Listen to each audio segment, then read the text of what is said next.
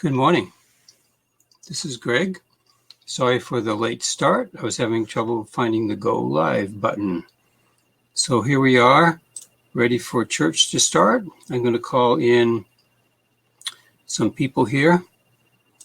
Clark is going to be the facilitator. So we'll start with him. And also Marlene is the lay leader.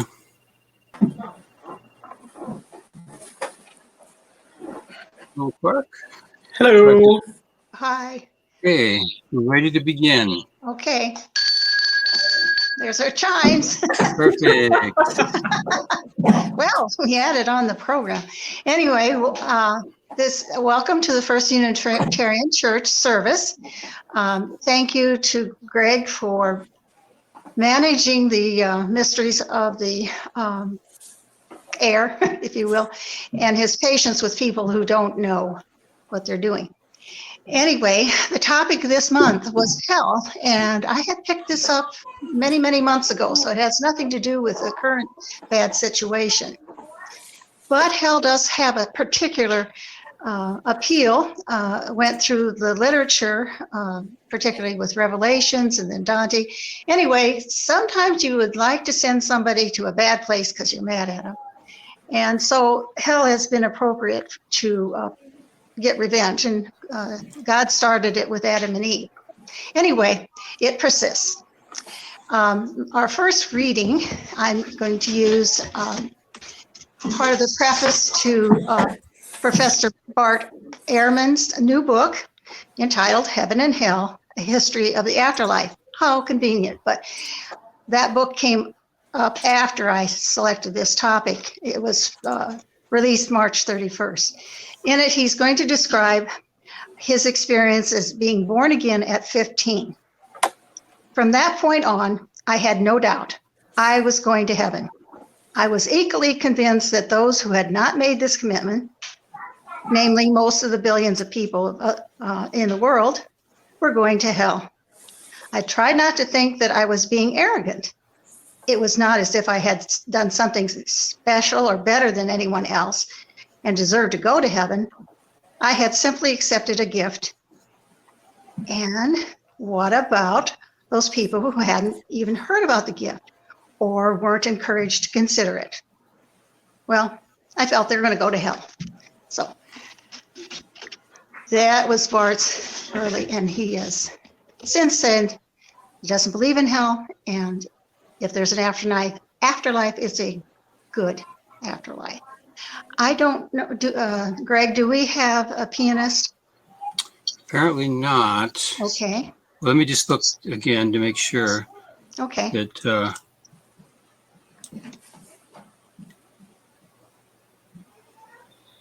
no, it doesn't look like we do, unless somebody wants to step forward. There's one that says SC Piano Man. Oh, really? Yeah. Okay. Yeah. Let me see. That's Terry. That should be Terry. Okay, let me find him here.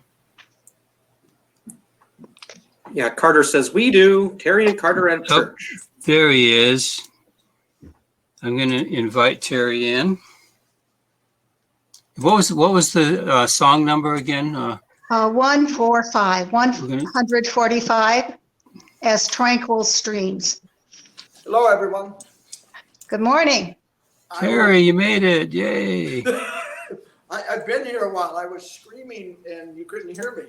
Oh. I'll play the melody down once, and if anyone wants to sing along.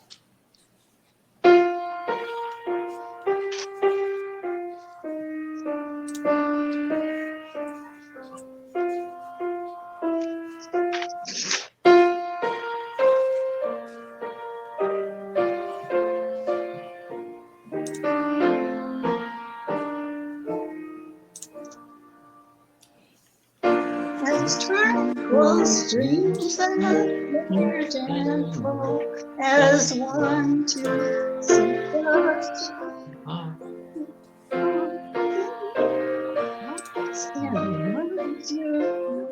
To build a church that shall be free from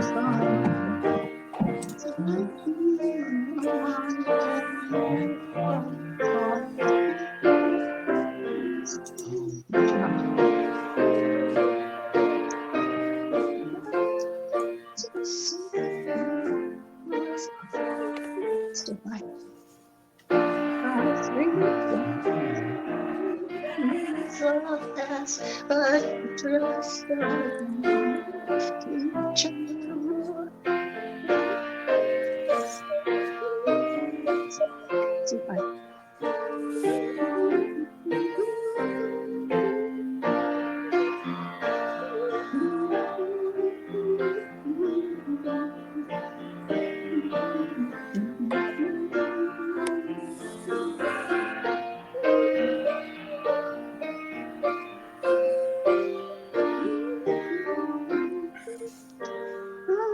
Well, okay, thank you. Sorry, I don't have a hymnal. I'd be singing along. Yeah, Well, I was gonna put it up there, and it turned out that there wasn't enough room. There can only be 4 people on there at one time, so I couldn't share my screen. So we'll have to play around with that a little bit. Okay. Next, chalice lighting. Okay, excellent. We Okay. have quite a few here. Okay, just a second. Let me move the phone to the station.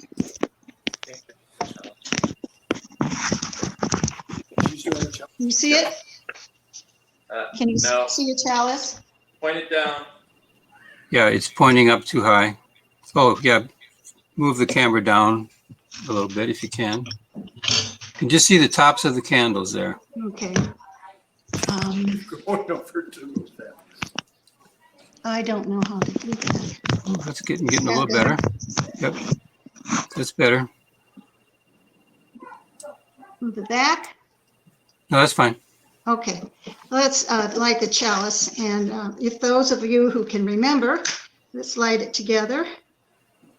We gather this hour Or of people of people of faith, faith with with joys joys and and sorrows, sorrows, gifts and gifts and needs. deeds. We We light light this this beacon of hope, sign of our quest for truth and meaning in celebration of our life we share together. I have a Hanukkah menorah here for holding the candles. And I didn't have sand and I didn't want to bring out a bunch of candle holders. So do we have some concerns? Yeah. Yes. So this is from Jeannie. I'm going to go off video here. Okay, this is from Jeannie. I'd like to light a candle in celebration of a local friend, Robert Pendleton's 102 years of giving joy to her communal family until she passed on Friday. Can I light it? Do a candle? Okay, here's another one. Please light a candle. This is from Shannon Kennedy. Please light a candle for the family of Lisa Belk and all of Heartland Community Church family. She was a vibrant, loving woman and a rock for many. She died last Tuesday.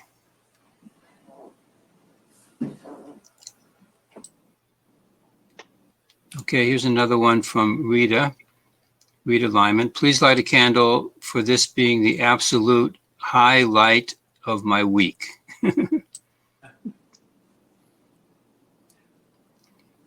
And she also says maybe we could start a virtual coffee hour. Yeah. And next, let's see. Okay, I got to take it off. I lost your video, Terry, so I moved you to the bottom. Your camera wasn't working for some reason. That's all I got so far. Anybody else, please Ed White write a note. Now, if I talk, will he know? Can you say it again? Ed White Beaver's birthday is tomorrow. Excellent. Also, Ed, are you on? Let me see if he's live There's a candle. for Ed Whitebeaver's Okay. birthday.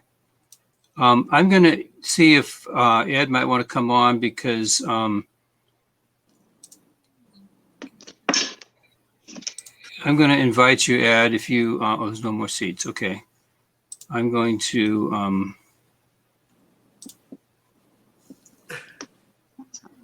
okay, Ed, so I know Ed called me because his mother is been really sick, and I don't know if she's passed, but let's light a candle for Ed's mother, please, and for Ed and his family. Terry has a candle to light as well.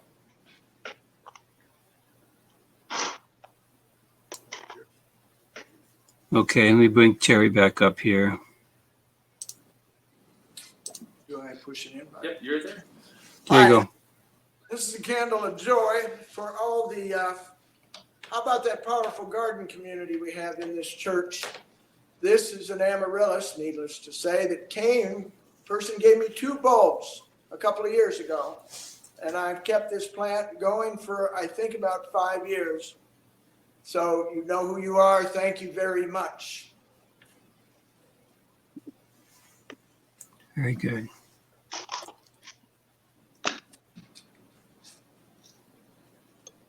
It looks like also a candle for Roberta Pendleton from Jeannie. Oh, we already did that. Okay. We should also light one for the police captain, Lisa Clays. She contracted COVID in her work with the Sioux City Police Department and was taken up to the hospital because she was having a hard time breathing. Oh my goodness. So just keep Lisa and her family in your prayers. Her son Matthew posted that on Facebook here earlier this week.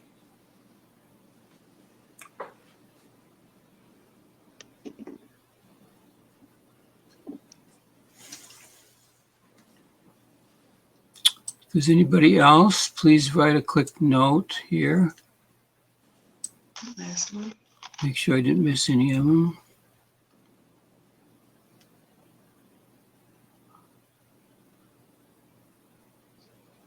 Hold it.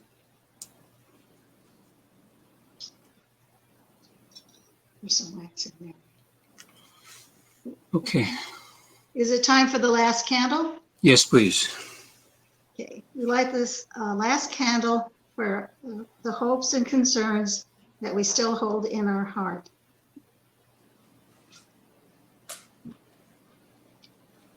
Okay, and now I will move the camera. Sorry, I dropped you. Okay, next I'm going to ask that we consider offerings at this time, and also concern about our own members and friends that may need a little extra help. We don't have a lot of funds, but if you could think of that, maybe you can help out with a formula or diapers or medicine. In any case, send a check for Change, and remember your pledges.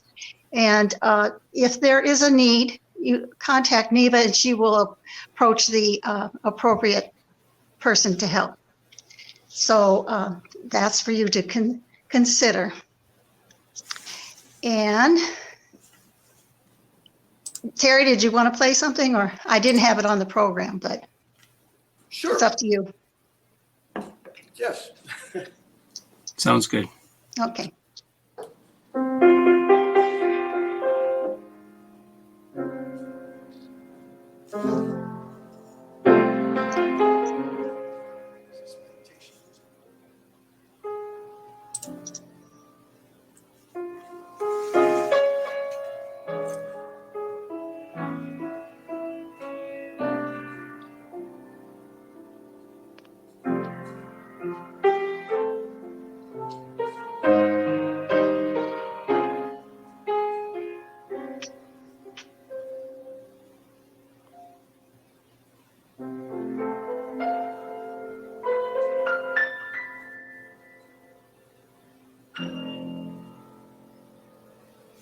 Thank you.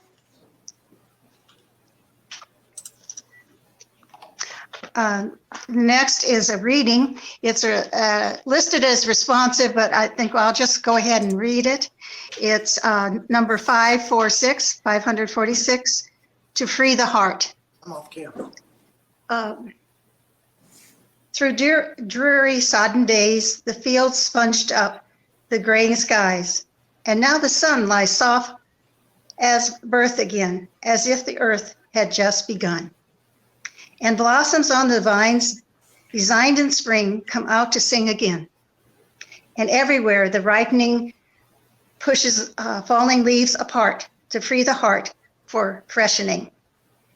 As through the seasons of our years, becoming often waits the nourishment of tears.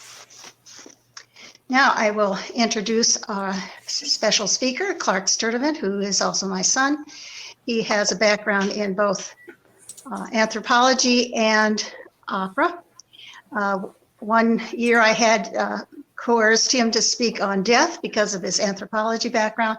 Now he's going to do his other talent, which is opera. So we're talking about hell from the opera stage.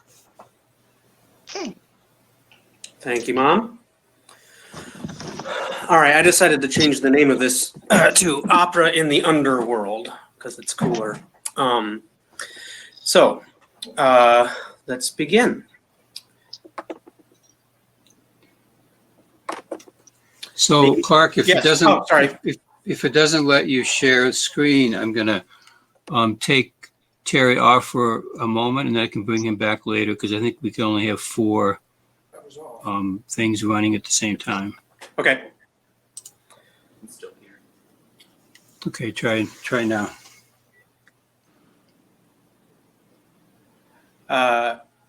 Yeah, I'm not ready to play a. Oh, okay, but when you're Okay. ready, yeah, okay. Okay. Yeah. All right. So we're going to begin with the Orpheus myth, which many of you may know. The basic myth is that Orpheus is the son of Apollo, and he's superiorly gifted musician and can charm all with his music. He's in love with Eurydice. Eurydice dies tragically and descends into the underworld. Grief-stricken, Orpheus goes to the underworld and charms the gods into allowing Eurydice to return with him, provided he doesn't look back at her until they exit the underworld. He loses faith and looks back to see her briefly before she disappears. This myth is the inspiration for over 70 operas spanning 4 centuries, even one that premiered this year in February. In fact, the first surviving opera that we have is the opera Eurydice, composed by Jacopo Peri in 1600.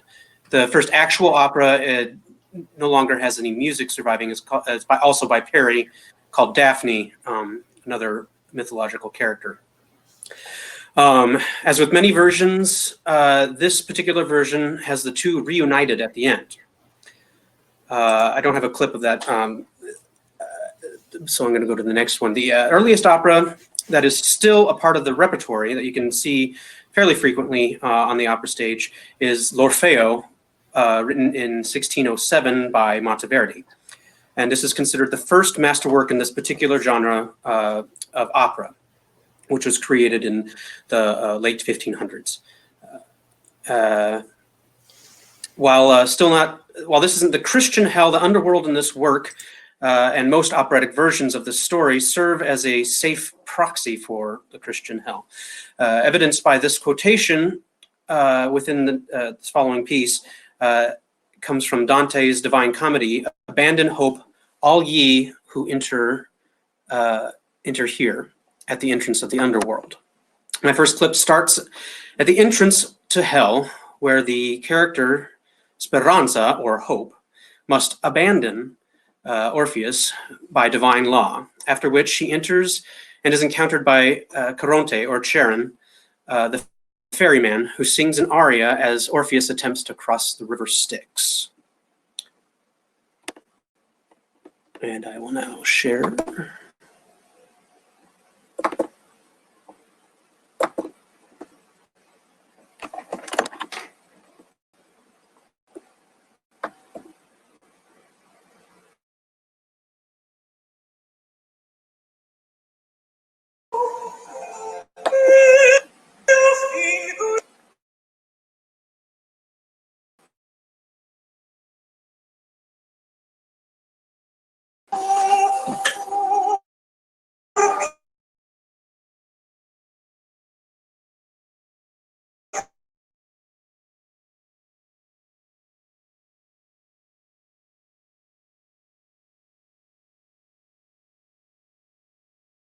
Tu non dice te dove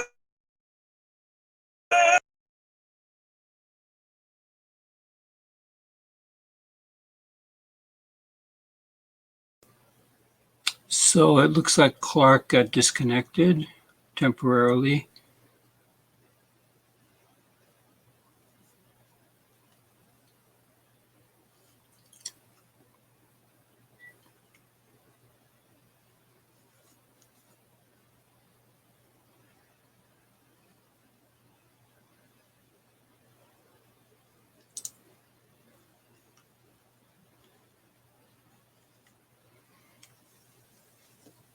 He's in the process of reconnecting now. I can see it on my screen.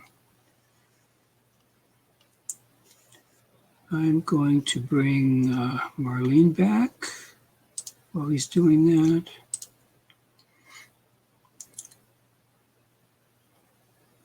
So Marlene, I just re-invited you back. I had taken you off by mistake.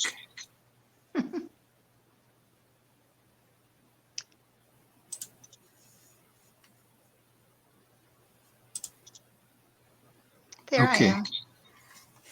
Maybe you can do another reading or something while Clark is trying to reconnect. Okay. Actually, I'll use the closing words, which are 692, but they're nice and they can fit any time. If here you have found freedom, take it with you into the world. If you have found comfort, go and share it with others. If you have dreamed dreams, help one another that they may come true. If you have known love, give some back in a bruised and hurting world. And it says, go in peace. Very nice. So maybe I could invite Terry to play another song. Would That you would like to be do that, Terry? number 16. 'Tis a gift to be simple. There you go.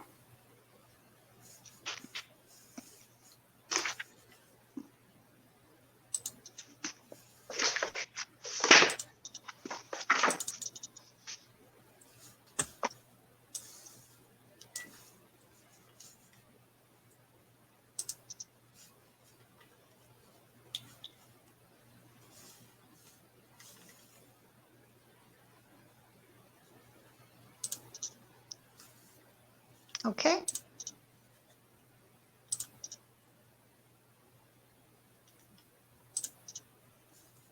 Go ahead when ready, Terry. Wait a minute. I don't hear you. Okay. Here we go.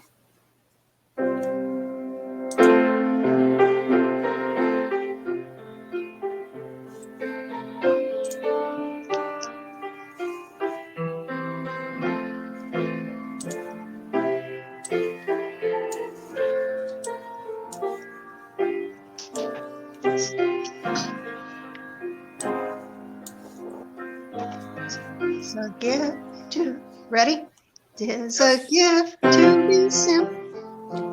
Tis a gift to be free. Tis a gift to come down where we ought to be.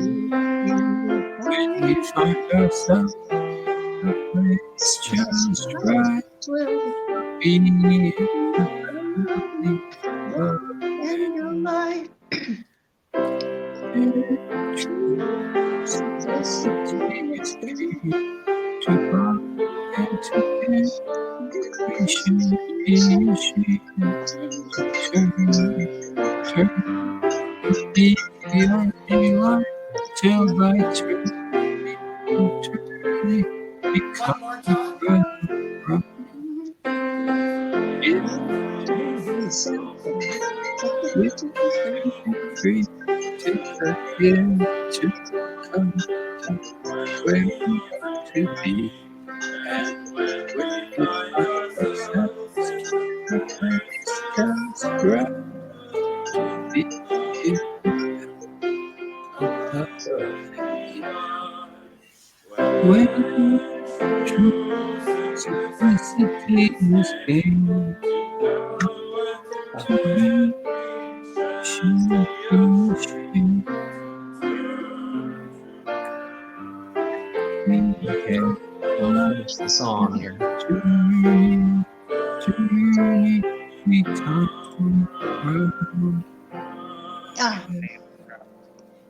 You can't go on a full screen and stay on cloud. Is that what you're saying? Yeah. Yeah, yeah. Greg, Yes, I'm here. Clark can't stay on the screen if it's a full screen. He can't stay on the crowdcast. Oh, okay. Do you want me to do it? Invite him again. Okay.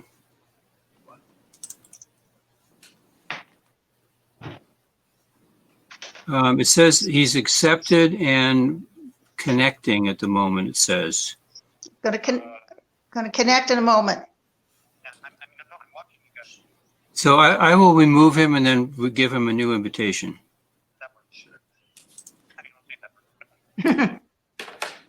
Hopefully. Greg and Marlene, would you like me to keep playing in the meantime? No. Okay. Thank you. He'll be on soon. Okay. So I just invited him back. Hi. Here you go. All right, so technical difficulties, obviously. Okay. Well, I'm going to go ahead and start up that clip again, and I won't leave this screen. No more seats left. So I'm still kind of unclear on what is there something I need to do on this end here? Well, I tried to share, and it said there's no screens left or no seats left. Oh, okay. Somebody has to go. Somebody has to go. Temporarily, anyway. Looks to me, yeah. So I'll just. I'm afraid to take myself off since I'm the Right. Yeah. No. moderator. So I'll take Terry off for a moment, and then I'll call you back in a little bit. Okay. Okay. All right. Let's try it now. Share screen.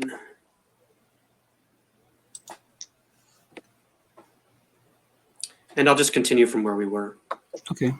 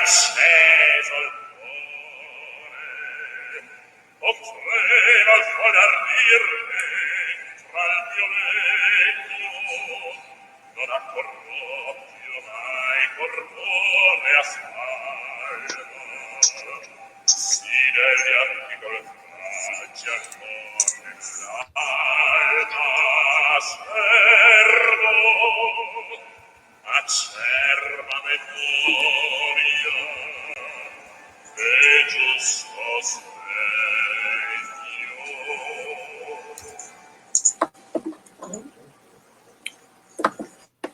All right.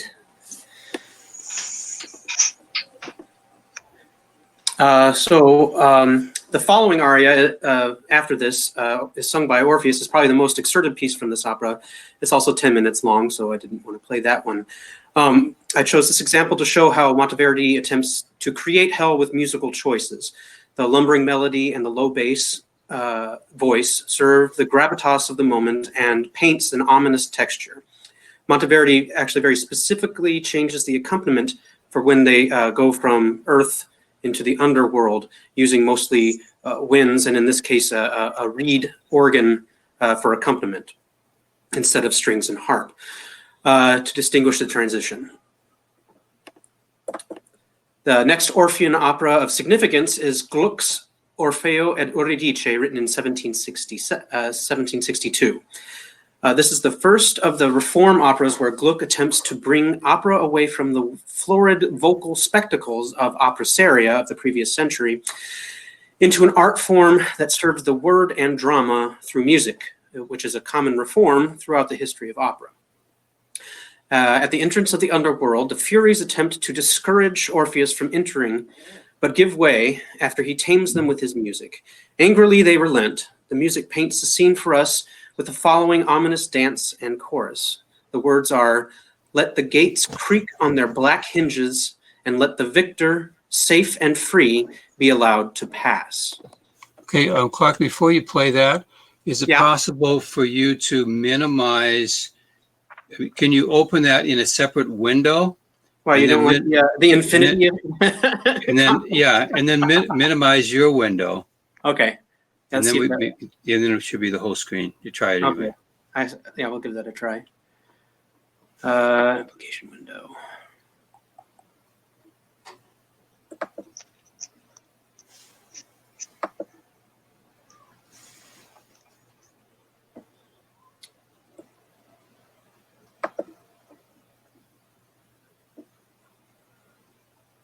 Am I still here?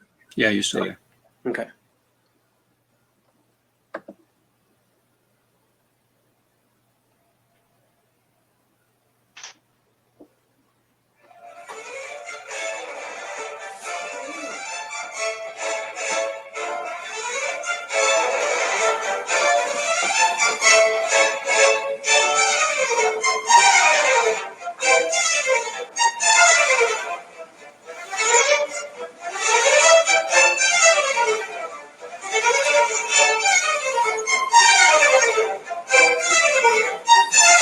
Many operas actually use dance music in order to represent hell, since I guess dancing is hellish in a way.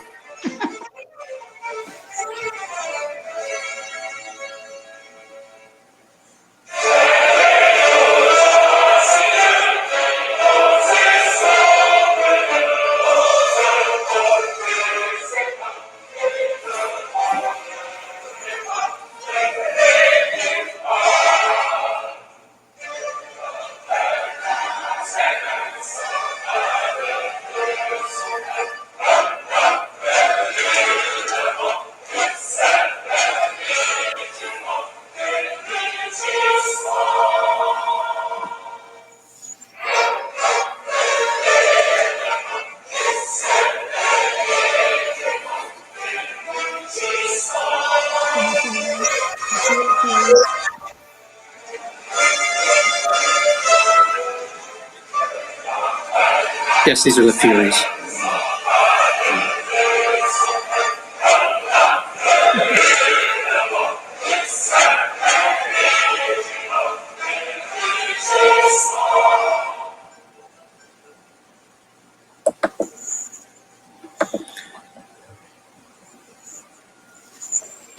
All right. Yeah, that was the Dance of the Furies by Gluck.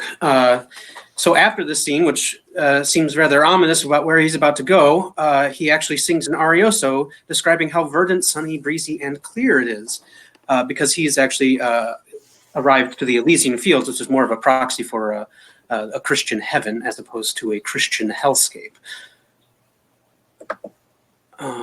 The last Orphean opera I'm highlighting is a comedy by Offenbach. This work presents a parody of the Orphean myth, specifically Gluck's opera.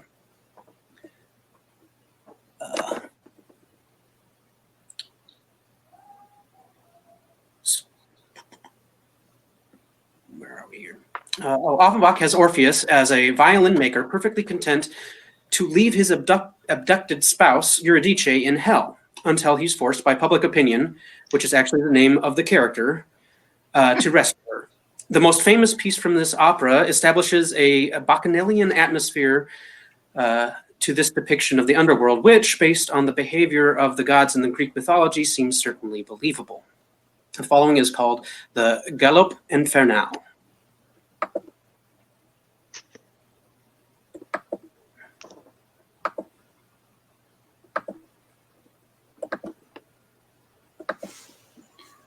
So before you start it, I'm going to try to minimize your face to see if that puts the other thing on full screen. If not, I'll go back. Okay. Just let me know when to push play because I've minimized my... Okay, you can push play now.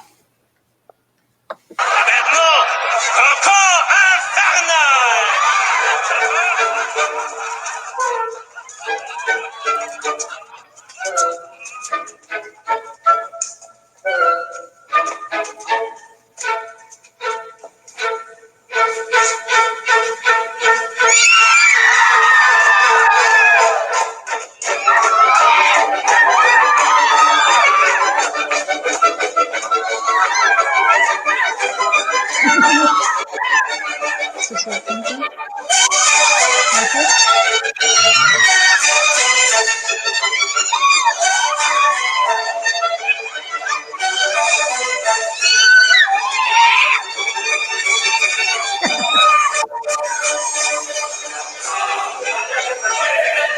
I didn't put the words up for this one, but the words are la, la, la, la, la, la, la, la, la.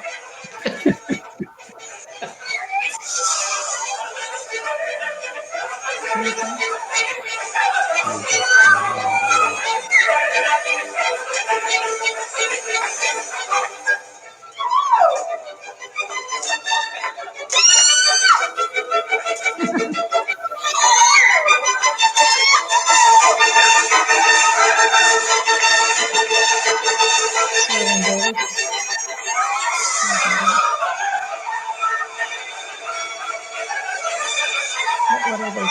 Dervishes, what are they called? I know, but what's besides dervish? Whirling.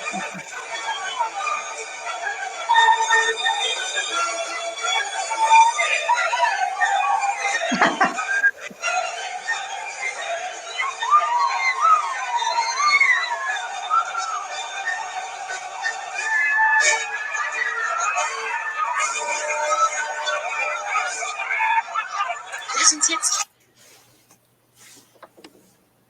They seem to be having a little more fun in their hell than one would assume.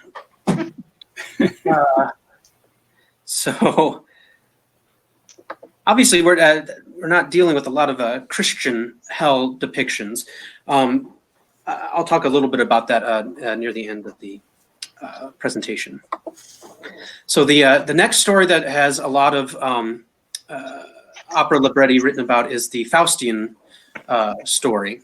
And that comes from a German legend based on a historical individual. Basically, Faust is either bored or done with life, and he sells his soul to the devil, usually in disguise, in exchange for infinite knowledge and a hedonistic lifestyle. In the end, he is sent to hell or he is saved, depending on the telling. famous treatments include works by Christopher Marlowe and Goethe. Goethe's version is the one that a lot of operas are actually based on. There are over 20 libretti based on this particular legend. So Berlioz composed his interpretation of Goethe's Faust in 1846. Mephistopheles offers a suicidal Faust the classic bargain and takes him on a hedonistic journey. Faust is introduced to Marguerite, falls in love, seduces, and abandons her. Marguerite is sentenced to the gallows, and after she accidentally poisons her mother. It's opera. Mephistopheles tells Faust that they are going to rescue her, but tricks him into his hellish fate.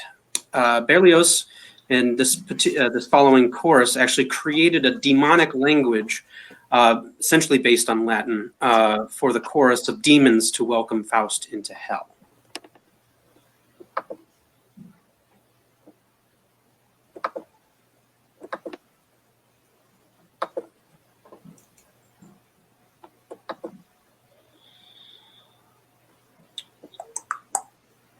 One second.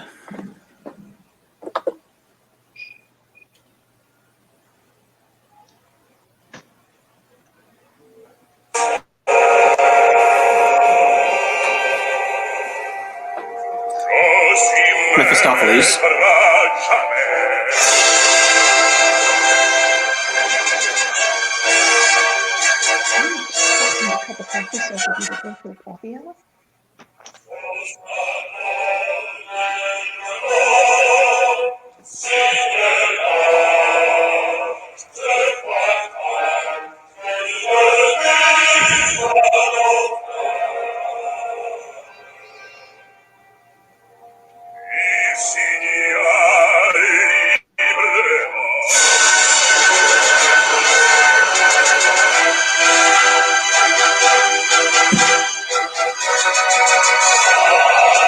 So this is the demonic chorus with the special language.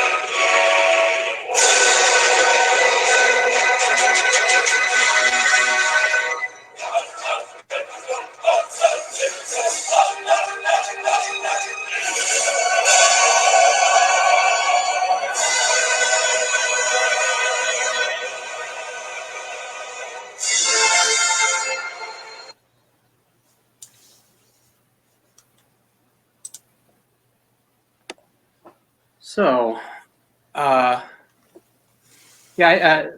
actually prepared this opera in concert with the St. Louis Symphony Orchestra and chorus. However, this performance was canceled due to COVID-19. This is actually what led me to the particular topic at hand, because Mom was presenting Hell, and I was like, well, I could do something about how Hell is presented in opera. While we were actually preparing this, the conductor did mention that there was some censor issues with the use of this demonic language. I couldn't find any musicological verification of that, but it makes sense that in a highly Christian society that inviting the devil into your ears is probably a bad idea. But it was actually interesting to learn because we had to we had to learn a completely made up language, like I said, based on Latin, so it wasn't particularly difficult. So this had me seek out various interpretations of hell in the underworld and opera, specifically within the standard repertoire, which is one of the things I was talking about, is that there's actually quite a few representations of underworld and the Christian hell in various works in the 1600s. I actually found a dissertation that talks about this very thing. None of them, except for the ones that I've presented, are really part of the modern repertoire, or they'll actually have a YouTube video, for one thing, of the presentations. Obviously, these are all modern, contemporary stage productions, so they're using modern stage techniques and things like that. There would be different stuff in the 1700s and 1600s that would be available to them. So to my surprise, before researching, I had already anticipated most of the examples provided in this presentation. These are all the things that I knew offhand that included the underworld or hell. And I didn't really find a whole lot more except for those obscure pieces. While there are quite a few examples of infernal scenes in early Baroque operas, depictions of hell as a place that has survived in the standard repertoire are limited to Grieg's Hades, or an occasional bass or baritone falling through a trapdoor with a flash of light and smoke. Instead of actually seeing hell, they just disappear off stage. The final depiction of hell, or descent therein, I'm highlighting, is arguably the most famous. Mozart wrote Don Giovanni in 1787. After spending the course of the opera participating in rape, murder, adultery, and generalized hedonism, Don Giovanni, or the Don Juan character, is accosted by Il Commodore, whom he had killed at the beginning of the opera. His sins have caught up with him, and he gets dragged to hell. Share screen.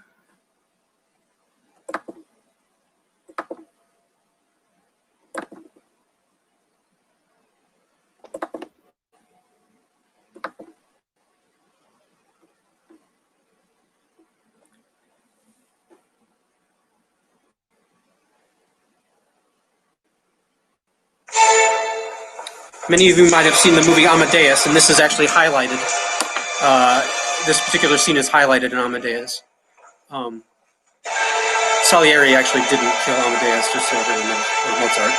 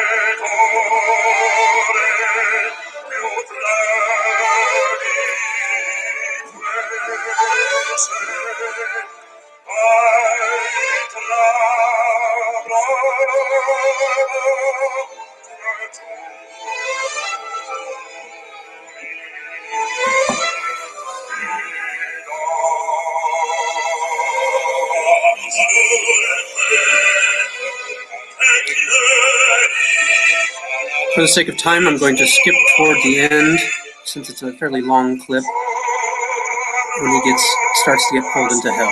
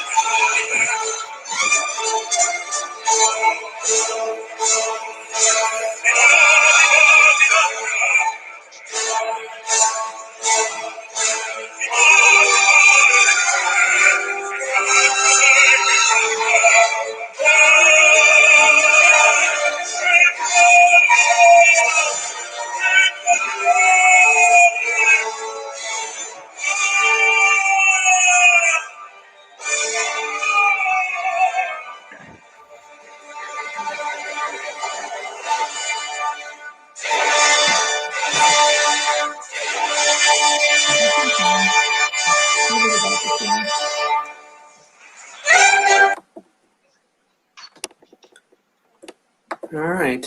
So that is my presentation of Hell in the Underworld.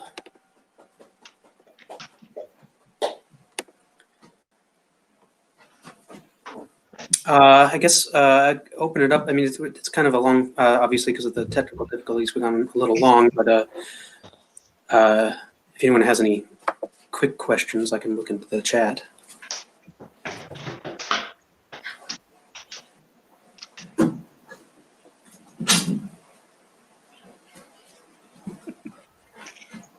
We've just been joined by Logan. He was lonesome.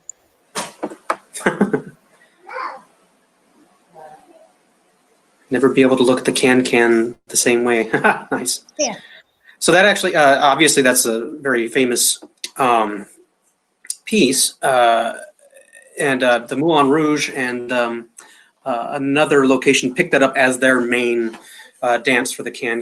The original dance probably wasn't, actually was not the same as that one, but eventually became the can that everyone knows.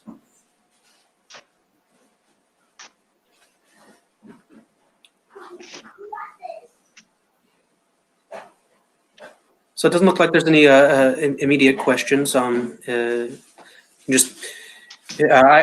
do have this set up as a PowerPoint piece that I'll just send an email that to Greg if anyone wants it. I also have some images of the stagecraft from the 1600s that do depict some of the hellscapes that were presented in the opera then. Yeah, I'll send that out. It's just notes primarily, so I'll also include all of the clips. Okay, good. right. Greg? Yes, I'm inviting Terry back in if we want to do a closing. I don't know if you have a closing words or. I had another one picked out. Okay. So, it's number 691. Help us to be always hopeful, gardeners of the Spirit, who know that without darkness, nothing comes to birth, as without light, nothing flowers. And then we'll have. How about part in piece 411? Or is that a rabbit out of the hat?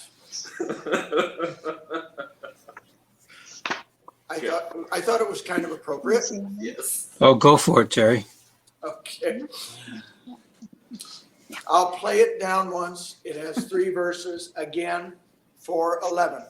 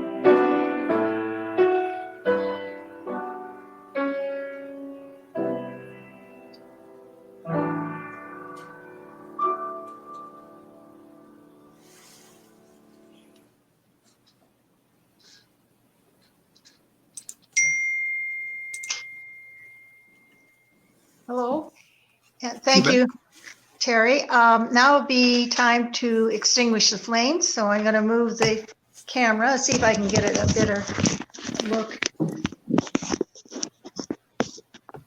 So, let's see, can we see that? Not No. really. Okay, let me try it back up higher. Well, you can see the small flames. I'm going to, if you can remember to say the closing. Sure. We extinguish You this wish this flame, flame, but not the fire of commitment. Or the warmth of community and the fire of commitment. These we carry in our hearts until we are together again. Now, for Hanukkah, the flames are supposed to go out on their own, so some of them did that. So, okay. Are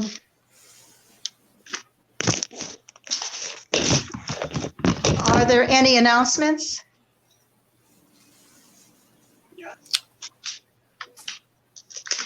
Greg, do you know?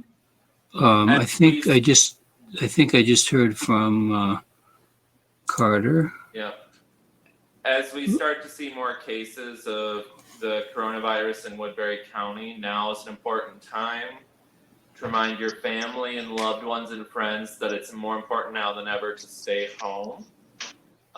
We're seeing more cases at the clinic, so it would be a good idea if you avoid any unnecessary trips. And if you do have to go to the store, only send one person and properly sanitize and wear a face mask. Carter's encouraging us to wear masks. Okay.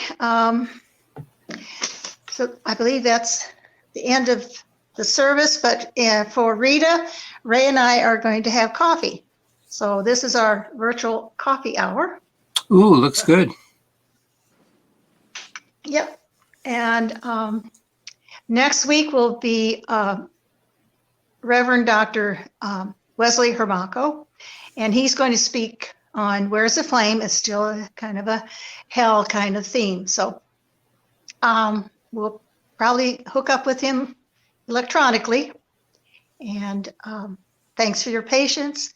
Thanks, Clark, for his work on presenting the underworld. And remember, Thank you. that heaven and hell are not found in any kind of afterlife, but simply in the life we create on earth. That's what I said last Sunday on Hosea by Lord. Okay, thank you. Greg, I think we're done. So Jeannie says, let's celebrate Earth Day any way we can. And it says, who is in charge of May services? And I think it's Karen Mackey, if I'm not mistaken. Logan, you want to sit up and say hi to Judy? No, he doesn't want to see He you. doesn't want to. Okay. Well, there's somebody behind you. You see the Logan? Don Giovanni. Yeah. Oh, we should have had you sing the songs, Clark. Well, I'm not a bass. I couldn't do that one. There's Ray back there having Yeah. coffee. Good Yeah. morning. All right. Well, we'll see you all next week and be safe. Yeah. Okay, Thanks, thank you. everyone. Thanks, Goodbye. Clark. Thank you, Terry. Thank you, Clark. You're welcome. Thank you.